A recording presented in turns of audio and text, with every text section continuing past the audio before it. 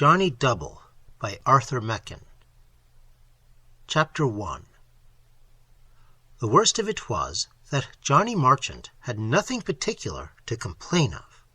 He did not live in a slum in the most miserable part of London. He lived in a beautiful old house in the country. His father did not beat him when he came home drunk, because his father very rarely left his house, and therefore he couldn't come home. And besides, his father never got drunk. His old grandmother never thought of shutting him up in dark cupboards. All the cupboards at Johnny's home were full of books and of curious and beautiful things, so there was no room for Johnny. Besides, his grandmother, who came on visits about twice a year, would never have dreamt of doing such a silly thing. In the first place, she was as kind could be.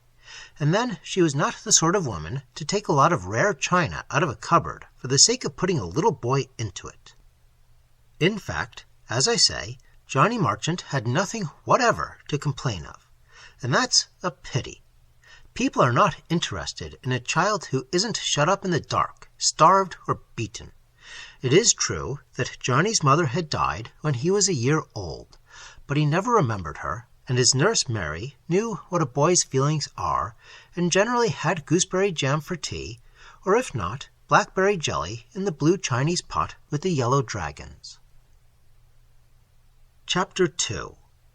So, since we cannot pretend that Johnny Marchant had a rough time, we may as well make the best of the smooth things that he enjoyed. To begin with, the house that he lived in was old, and odd, and beautiful. It was in a hollow looking over a quiet bay of a calm blue sea. About it were groves of dark ilex trees, green all the year round. And then there were huge old laurels of a brighter green that blossomed and bore a crimson-purple fruit. There was a lawn in front of the house with fuchsia hedges 20 feet high. On one side was the kitchen garden, where the peaches grew from pale green to yellow, and from yellow to pink, and from pink to crimson, all through the spring and summer. On the other side were the dessert apples and pears in an orchard sloping to the south and the sea.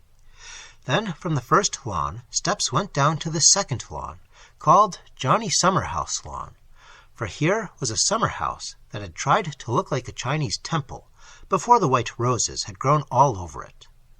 And then another flight of steps went down to Well Lawn, where a tall pine tree grew off a red rock, and all manner of green boughs shaded a bubbling well, with white sand always stirring at the bottom of it, as the water rose clear and cold out of the heart of the hill.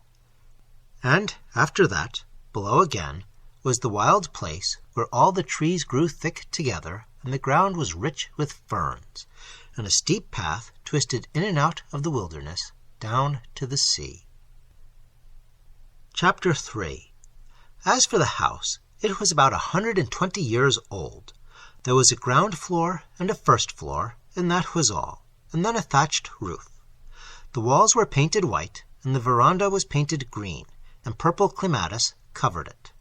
And on the path in front of the house were 6 great green tubs, and in the 6 great green tubs there were 6 great green bushes of box, as old as the house. The man who had built it was a captain in the Navy, who had fought in all the fights against Napoleon, and had sailed all over the world besides. He had made the builders paint the walls white, and had called his house Casa Bianca, or White House.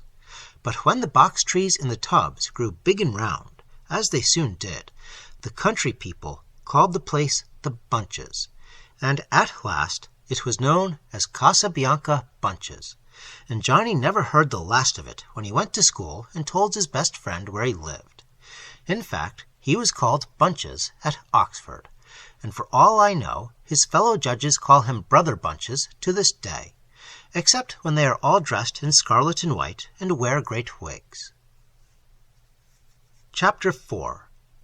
So there were all sorts of nice things outside the house, and one could always get lost in the wild place. And when it rained, there were all sorts of nice things inside the house. There were Chinese monsters and junks and temples made of ivory, and lacquer cabinets, rich red and gold and mother of pearl, and Japanese pictures in deep fine colors, with people making horrible faces in the front, and blue mountains and rivers and bridges in the distance, and Indian gods with too many arms, and elephants' heads, and serpents, and everything a boy can want. As for books, there were plenty everywhere. Baxter's Saints' Rest, the Arabian Nights, Jeremy Taylor, Roderick Random, the poetical works of Akenside, the Waverley novels, Gil Blas, Gulliver's Travels, all Dickens, Jortin's Sermons, and Don Quixote. In due time, Johnny tried them all, very small bits of some of them, and, as his father said, gave himself a liberal education. And yet his father and his grandmother and his Aunt Letitia were sometimes quite uneasy about him. He was so very odd at times. The old doctor came over from Nantgaron and heard all about it, and looked at Johnny's tongue and punched him in the proper places and sent powders, and that was no good. Then Johnny was taken to the doctor at Bristol, who said he must live on cream and mutton chop done pink, and that was no good. Then Johnny was taken to the doctor in London, and he said that raw carrots, finely sliced, with plenty of nuts, would make an immense change for the better. But that did no good. Though his doctor spoke of irritability of the nervous system, marked psychological cachexia, idiosyncrasy, and pathogenic at considerable length. Chapter 5. Johnny's trouble was a very odd one, and for some time his relations didn't think much about it. It began by his telling long stories about where he had been and what he had seen, all the most wonderful things that he hadn't seen and couldn't have seen. Mary, the nurse, heard most of these tales in the morning and at tea-time and at bedtime, and she said only, "Yes, dear, of course, darling, I see Master Johnny," and, "Well, I'm sure," not heeding a word of it. So she heard how Johnny had been a long way off to a big town, ever so much bigger than Nantgaron, and there were houses and houses, and then a sort of country in the middle of the houses, full of trees and grass, and there all the wild beasts in the picture books came alive, elephants and everything. And Mary cut more bread and butter, for this was at tea, and said, "Beautiful, I'm sure." Another time there was a story of a great place full of lights, and seats rising one behind another, and then something dark went away, and there was a wood beyond, and people in queer dresses talking and singing. "That's the way," said Mary, "and here's your nightshirt, Master Johnny, nice and warm, as I've aired it myself by the kitchen fire." Then it was a tale about another country in the middle of the big town, not the country where the beasts in the picture book came to life, but a different one, and big soldiers in scarlet and gold, with bright swords in their hands, riding through the country, and a band playing. And Mary went on cutting the bread and butter, and helping the jam, and brushing Johnny's hair, and not putting herself out a bit. Sometimes Johnny would tell his adventures to his father, who let him run on as he liked. Imaginative children, he said to himself, will always make up and make believe, and it is absurd to punish them for lying. So he would listen almost as quietly as Mary. And one night Johnny told him a long and confused story of one of the bright places with rows of seats rising one above another, and the dark place getting bright, and then all sorts of wonderful things happening. A man all white and misty, who talked in a deep voice, and seemed to frighten everybody very much, and a king and queen sat on thrones, and a man in a black cloak, who seemed very miserable, talked to them, and at last they all killed each other, and so everybody was dead, and there was a great noise. Mr. Marchant went on reading his paper, and said, "I see, and very good, and what did they do then?" "Did you say a churchyard, and a rather cross clergyman with a bald head? Dear me, about your bedtime, isn't it?" He thought nothing about it, and he didn't think anything about it when his cousin Anna, one of the Dawson girls, aged 55, wrote to him from London, and said, amongst many other things, "Do you think Hamlet quite a suitable play for Johnny? He is surely very young for all the horrors.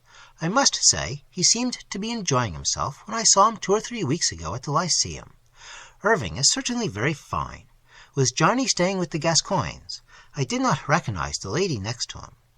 Mr. Marchant simply said, Tut, tut, tut, Anna talking nonsense as usual, and paid no more attention to the matter. He had not listened to half Johnny's story of the misty man and the miserable man and the king and queen and the cross clergyman, and he had forgotten all about the rest.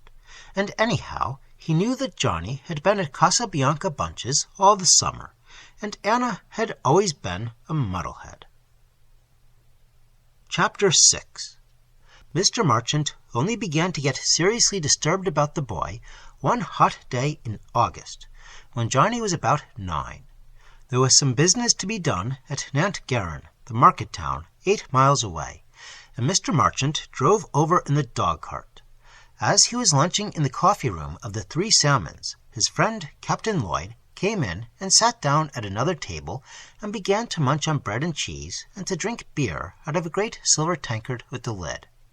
At first he talked of the harvest, which, as he said, was the earliest for 20 years, and then he remarked, "What have you done with Johnny? Turned him loose in the tuck shop?" "Johnny," said Mr. Marchant, "what do you mean? I left him at home. Nothing to amuse him at Nantgaron." "Nonsense! I saw him in the High Street 10 minutes ago. He was staring at those steeplejacks mending the weathercock on the spire of St. Mary's." "I left Johnny reading on the veranda at home an hour and a half ago, and I've only just come. He could hardly have walked the distance in the time. You must have mistaken some other boy for him." "Well, that's very strange. I was quite close to him. He was wearing a straw hat with a green ribbon and a pheasant's feather stuck in it." Mr. Marchant looked very oddly at Captain Lloyd. "Queer things boys will wear," was all he said, and that was not much to the point. But the fact was that he had noticed the pheasant's feather and the straw hat with the green ribbon on Johnny's head when he said good-bye to him on the veranda, and had told Johnny that that style of hat was very little worn in town just now. Clearly, Johnny had managed to get a lift into Nantgaron, and the only thing to do was to ask him what he meant by it. And so, when Mr. Marchant got home about tea-time, the first thing he did was to ask Mary, the nurse, whether Master Johnny had come back. "He's not been away, sir. He's reading in the rose bower, and I'm just going to call him in for his tea." "Not been away, Mary? Do you mean he was in to dinner?" "As usual, sir, at 1 o'clock. Roast chicken and raspberry tart. And I thought to myself how children can eat so well, and the weather's so hot." Mr. Marchant looked hard at the nurse, and then said, "Oh, I see. Thank you, Mary. That's all right, then." He didn't see at all, but he thought the matter over, and decided that it was quite possible that some other little boy might have a straw hat with a green ribbon and stick a pheasant's tail feather in it. Soon after tea, Mr. Marchant was enjoying his hollyhocks and his pipe on the summer-house lawn, and Johnny was helping and putting in a word about the Templar in Ivanhoe. And then he said, "Daddy, weren't those men wonderful today, right upon the very top of the church?" And Mr. Marchant's pipe dropped out of his mouth. Chapter 7. It was no good to try to get Johnny to explain. He didn't seem to think there was anything to explain. He said he wondered what his father was doing at Nantgaron, so he thought he would go ahead and see. And that was all, and that was how all his relations got quite uneasy, as they said. And the doctor's medicines and chopped carrots and nuts made no difference whatever. Till at last the parson said there was nothing for it but school, and the boy was packed off, first of all to a big preparatory school, and then to a bigger public school. Odd things happened once or twice at both places. He began to tell the other boys one of his queer stories, and was promptly kicked and clouted as a young liar. Then he got into trouble for being about the town at midnight, and things looked extremely serious. But as he was able to prove that he was fast asleep in the dormitory at the time, his housemaster only gave him lines on general principles. Johnny was cured, or so his father and the people at home thought. Chapter 8. But many years afterwards, only 3 years ago as a matter of fact, and some time after Johnny had become Mr. Justice Marchant, it was appointed that he should try Henry Farmer, who is accused of the dreadful Hetton murder. When the court was opened, and the judge and the prisoner faced each other, A few people noticed that the two men in their different places looked as if they had seen a ghost. The prisoner in the dock gasped and shuddered, and muttered something about the man in scarlet, and the judge on the bench turned ghastly white, and his head almost fell on the desk before him. Mr. Justice Marchant said in a faint voice that he feared a somewhat severe indisposition would prevent him from trying the case. The prisoner was put back. It was another judge who sentenced Farmer to death a few days later. Mr. Justice Marchant never told anyone that he had seen the man in the dock before, and with the red knife in his hand.